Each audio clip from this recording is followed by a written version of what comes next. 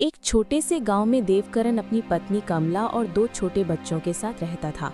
देवकरण मेहनत मजदूरी करके अपना गुजारा करता था। उसे मजदूरी बहुत कम मिलती थी और महंगाई बहुत ज़्यादा थी, इसलिए उसके घर पर दिन में एक ही बार खाना बनता था। वो कभी कभी रूखी रोटी खाकर ही अपना गुजारा करता था। एक बार जाड़ों के दिनों में देवकरण की पत्नी बोली, जाड़े आ गए हैं। कई साल से हम और बच्चे एक ही कंबल ओढ़कर जाड़ों के दिन काट देते हैं और अब तो वो कंबल भी फटकर तार तार हो गया है। इस बार तुम नया कंबल ले आओ। अब उस पुराने फटे कंबल में ठंड नहीं रुकती है। बच्चों को ठंड से कांपते हुए देखकर रोना आता है। बच्चों को देखकर मुझे भी रोना आता है। मैं एक बदनसीब बाप हूँ जो घर में एक कंबल भी नहीं ला सकता। सुनीता, तुम तो जानती हो मेरी रोज की कमाई से हमारे घर का गुजारा बहुत मुश्किल से हो पाता है। ऐसे में मैं कंबल कहाँ से ला सकता हूँ? एक कंबल की कीमत कम से कम 10 रुपए होगी और मैं दिन में बड़ी मुश्किल से ही 1 रुपए कमा पाता हूँ। मेरे पास 5 रुपए है। यह 5 रुपए मैंने बड़ी मुश्किल से जमा किए हैं। तुम्हारे 5 रुपए हरिया किसान पर निकलते हैं। तुम उससे 5 रुपए लेकर एक कंबल ले आओ। देवकरण हरिया के घर अपने 5 रुपए लेने पहुंच जाता है। हरिया अपने घर के बाहर दरवाजे पर बैठा हुआ होता है। देवकरण को अपने घर आता देखकर हरिया उससे कहता है, अरे बलराम भाई, आज मेरे घर कैसे आना हुआ? सब खैरियत तो है ना? हाँ भैया, ऊपर वाले का शुक्र है। दरअसल मैं तुम्हारे पास अपने उधार दिए हुए 5 रुपए लेने आया हूँ। मुझे कंबल लाना है। बगैर कंबल के रात काटनी मुश्किल हो जाती है। बलराम भाई, तुम्हारा दुख मैं समझ सकता हूँ, लेकिन मेरी परिस्थिति भी कुछ सही नहीं है। इस समय घर में एक पैसा भी मौजूद नहीं है। तुम अपने 5 रुपए फिर कभी ले जाना। उतने में ही हरिया की पत्नी आ जाती है। तुम बलराम भाई के पैसे क्यों नहीं देते हो? ऐसे जाड़े भरी रात बगैर कंबल के कैसे काटते होंगे? बलराम भाई, मेरे पास यह 3 रुपए हैं, तुम इन्हें ले लो। बचे हुए 2 रुपए हम तुम्हें बाद में दे देंगे। देवकरण 8 रुपए लेकर बनिया की दुकान पर कंबल लेने जाता है। बनिया देवकरण को बहुत सारे कंबल दिखाता है, लेकिन कोई भी कंबल 10 रुपए से कम नहीं होता। सेठ जी, मेरे पास केवल 8 रुपए है। आप मुझे कोई सस्ता सा कंबल दिखा दो। अरे भाई, 10 रुपए से नीचे कोई कंबल नहीं है। सेठ जी, तुम मुझे ये 10 रुपए वाला कंबल दे दो। मैं तुम्हें 2 रुपए 2-4 दिन में दे दूंगा। हम ऐसे कंगालों को उधार नहीं देते। कौन पीछे पीछे फिरे? जाओ अपनी राह लो। 1 घंटा खराब करवा दिया। जेब में रुपल्ली है और कंबल लेने चला है 10 रुपए वाला। बेचारा देवकरण सेठ की बात सुनकर निराश होकर घर की ओर निकल जाता है। रास्ते में वो सोचने लगता है, कितनी हैरानी की बात है। मैं सारे दिन काम करता हूँ, उस पर भी घर में कोई आराम का साधन नहीं है। गर्मियों में गर्मी से परेशान रहते हैं और जाड़े में ठंड से परेशान रहते हैं, और ना ही कभी पेट भर खाना मिल पाता है।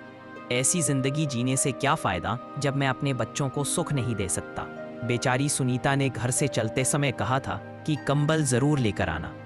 सुनीता तभी देवकरण को ठंड से कांपता हुआ एक बूढ़ा आदमी दिखाई देता है, जो किसी गहरी सोच में डूबा हुआ आसमान की तरफ देख रहा था।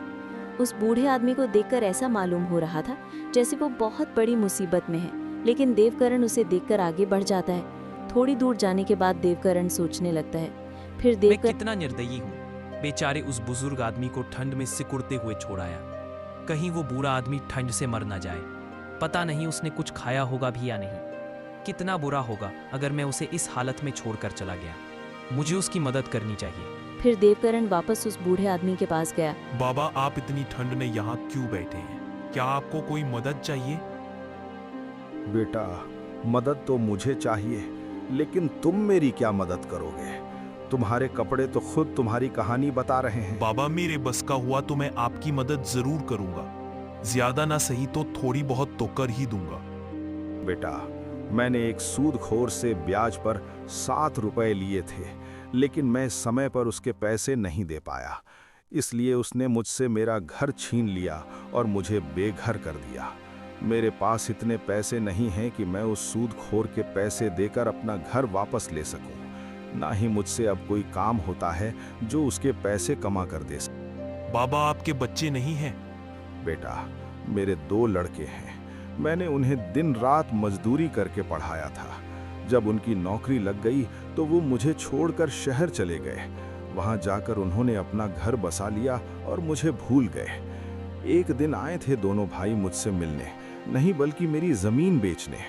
बड़ा बेटा कह रहा था कि पिताजी, मुझे शहर में बिजनेस शुरू करना है, इसलिए मुझे पैसों की बहुत ज़रूरत पड़ रही है। और छोटे बेटे को भी एक फैक्ट्री खोलनी थी, इसलिए दोनों भाइयों ने मेरी सारी ज़मीन बेचकर आधे आधे पैसे लेकर शहर चले गए और फिर कभी वापस नहीं आए। ये कहते कहते वो बूढ़ा आदमी रोने लगा। देवकरण ने किसी तरह उन्हें चुप कराया। बाबा, मेरी पत्नी मेरा इंतजार कर रही होगी। मैंने आज उससे वादा किया था कि आज मैं कंबल लेकर आऊंगा, लेकिन मैं उसके लिए कंबल तो ना ला सका। इसलिए अब तुम एक काम करो, ये पैसे तुम ले लो। इन पैसों की मुझसे ज्यादा तुम्हें जरूरत है। हमारे पास कंबल ना सही, घर तो है, तुम्हारे पास तो वह भी नहीं है। अगर तुम और ज्यादा देर घर से बाहर रहे तो तुम्हारी हालत बिगड़ सकती है। इसलिए ये पैसे तुम उस सूदखोर को दे देना और उससे अपना घर वापस ले लेना। फिर वो आदमी देवकरण से 7 रुपए ले लेता है और देवकरण से कहता है, बेटा, तुम सच में बहुत नेक और अच्छे इंसान हो। आज जब तुम खुद अपनी परेशानियों में डूबे हुए थे, तब भी तुमने बिना किसी स्वार्थ के मेरी मदद की। ये वो गुण है जो किसी सच्चे इंसान में होता है। ईश्वर तुमसे हमेशा खुश रहे, तुम्हें इसका कोई अच्छा फल जरूर मिलेगा। मैं दुआ करता हूँ कि तुम्हारी जिंदगी में कभी कोई कमी ना आए और तुम्हें हर खुशी मिले। ईश्वर हर पिता को ऐसी नेक और समझदार औलाद दे जो किसी के काम आ सके।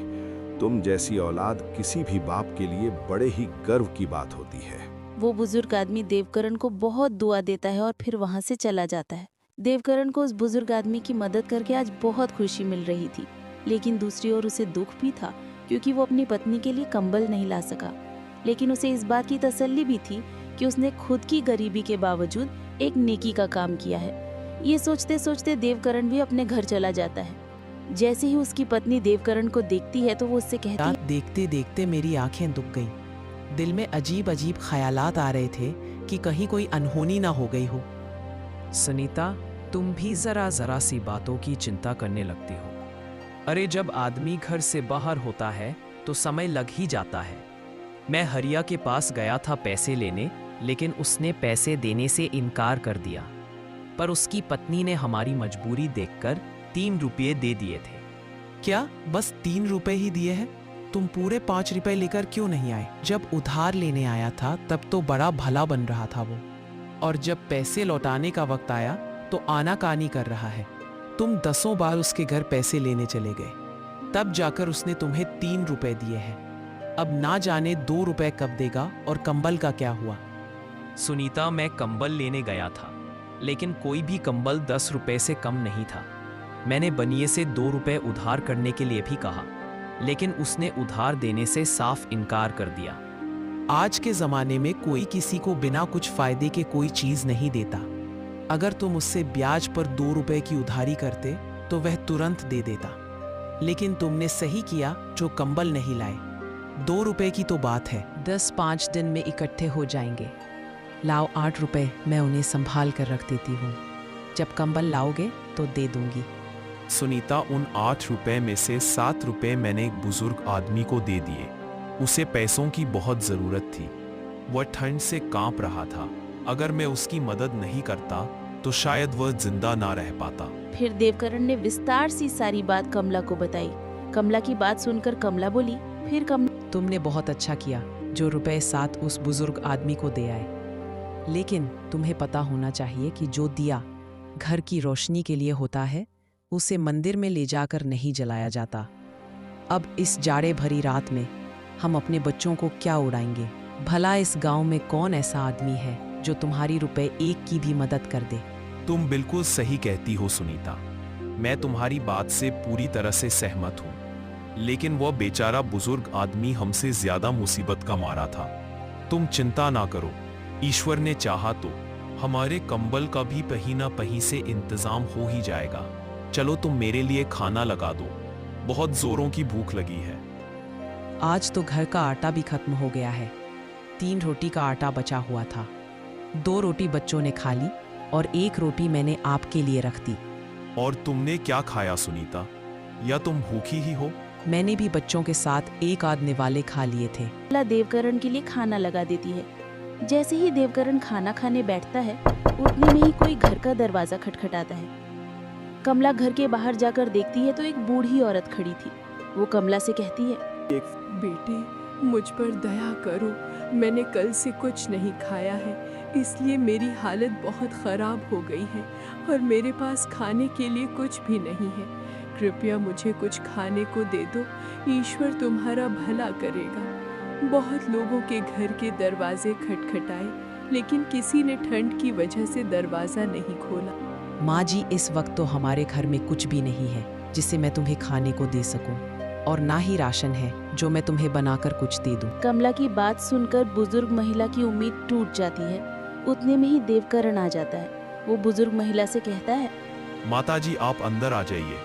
ज्यादा देर घर के बाहर रहना सही नहीं है। ठंड बहुत ज्यादा पड़ रही है, आप बीमार हो सकती हो। देवकरण उस बुजुर्ग औरत को घर के अंदर ले आता है और फिर कमला से कहता है, सुनीता, मेरे लिए तुमने जो एक रोटी बचा कर रखी थी वो। लेकिन स्वामी, आप क्या खाओगे? आपने भी तो सुबह रोटी माता जी को दे दो। सुनीता, उस रोटी की जरूरत मुझसे ज्यादा माता जी को है, क्योंकि ये मुझसे ज्यादा भूखी है, इसलिए ये रोटी माता जी को दे दो। फिर कमला ने वो रोटी बुजुर्ग औरत को दे दी। बूढ़ी औरत बहुत भूखी थी, इसलिए उसने वो रोटी तुरंत खा ली। ये वक्त में मेरी सहायता की है, मैं तुम्हारा ये एहसान जीवन भर नहीं भूलूंगी। बूढ़ी औरत देवकरण और कमला को दुआएं देती हुई चली जाती है। अगली सुबह कमला देवकरण से बोली, तुमने भी रात को कुछ नहीं खाया और बच्चे भी थोड़ा बहुत खाकर ही सो गए थे। तुम एक काम करो, तुम्हारे पास जो बचा हुआ 1 रुपए है उससे घर का राशन ले आओ। कहने पर देवकरण घर का राशन लेने के लिए बाजार की ओर रवाना हो जाता है। रास्ते में उसे एक बूढ़े आदमी के रोने की आवाज आती है। वो बूढ़ा आदमी अपने बेटे से कह रहा था, बेटा, तू मेरी क्यों नहीं सुनता? मैं कितने दिन से कह रहा हूँ कि मेरी बीमारी बढ़ती ही जा रही है। तू मुझे किसी हकीम के पास ले चल। पिताजी, मैं आपके इलाज के लिए पैसे कहाँ से लेकर आऊं? आप तो जानते ही हो मेरे पास एक भी पैसा नहीं है। फिर भी आप बार बार कहकर मुझे शर्मिंदा क्यों करते हो? फिर देवकरण उस बूढ़े आदमी के पास जाकर उसके रोने की वजह पूछता है तो बूढ़ा आदमी उससे कहता है, अपने इस बेटे को पालने के लिए दिन रात एक कर दी। बड़ी मेहनत मशक्कत से मैंने इसे पाला है। जब ये 1 साल का था तभी इसकी माँ ईश्वर को प्यारी हो गई थी। मैं चाहता तो दूसरा विवाह कर लेता, लेकिन मैंने इसकी वजह से नहीं किया कि कहीं दूसरी पत्नी इसे परेशान न करे और इसकी ज़िंदगी खराब न हो जाए। और आज जब मैं बूढ़ा हो चुका हूँ तो ये मुझे किसी हकीम के पास नहीं ले जाता जिससे मैं अपनी बीमारी का इलाज करवा सकूं।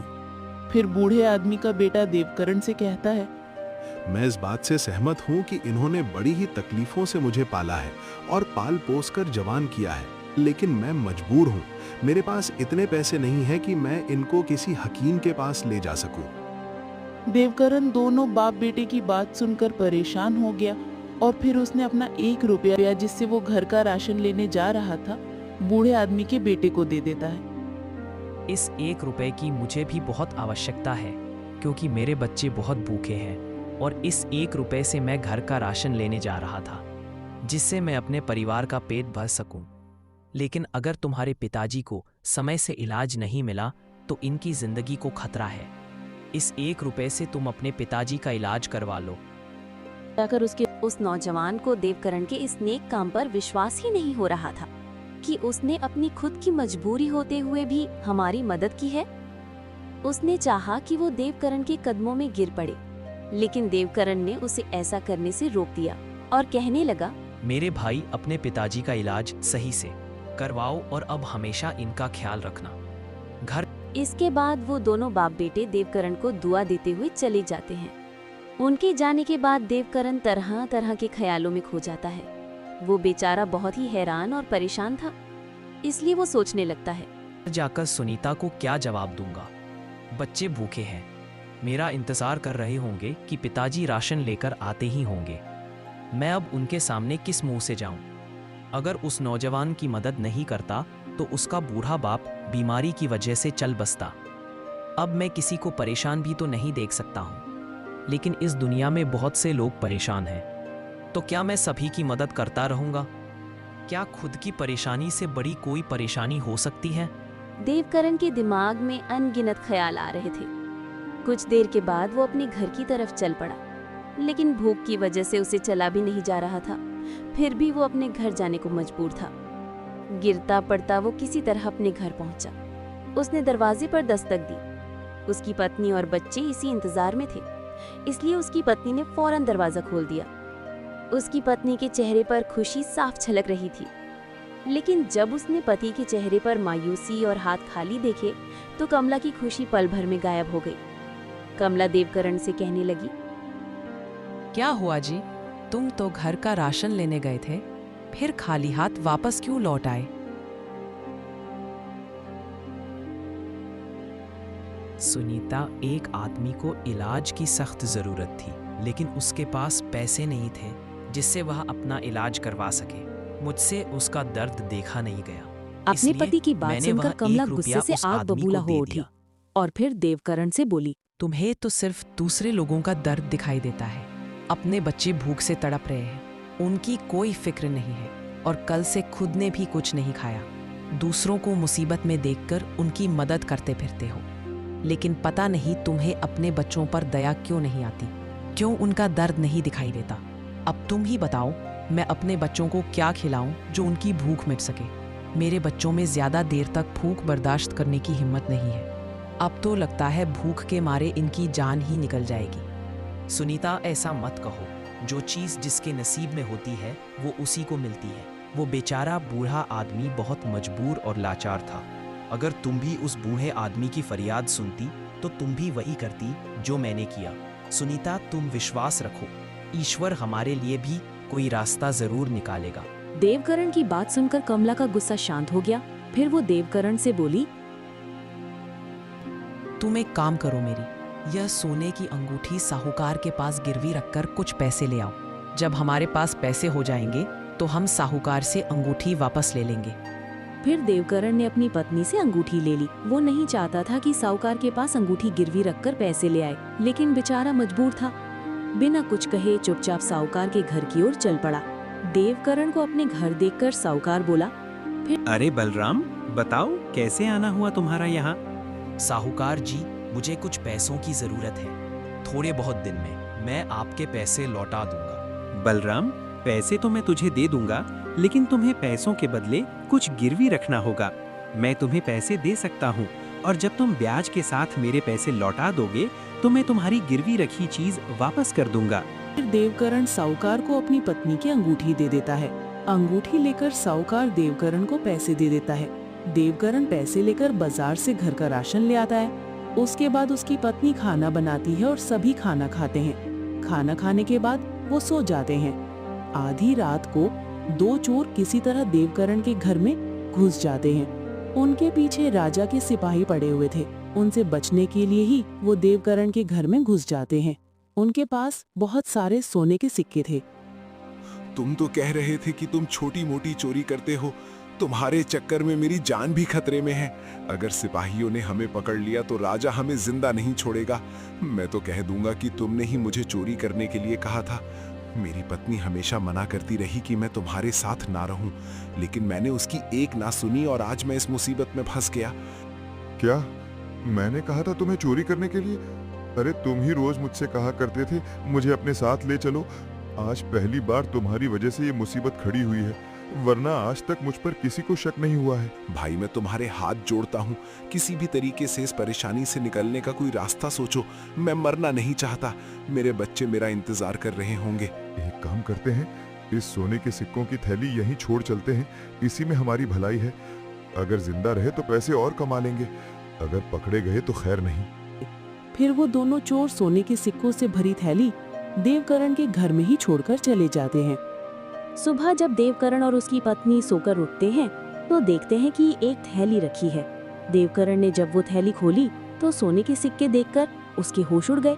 लगता है ये सब ईश्वर की मेहरबानी है। उन्होंने ही हमारी परेशानी देखकर ये सिक्के हमारे घर में रखे हैं। सुनीता, मैं ना कहता था कि एक दिन ईश्वर हमारी परेशानी जरूर दूर करेंगे। उन सोने के सिक्कों को पाकर देवकरण कुछ ही दिनों में बहुत मालदार हो जाता है।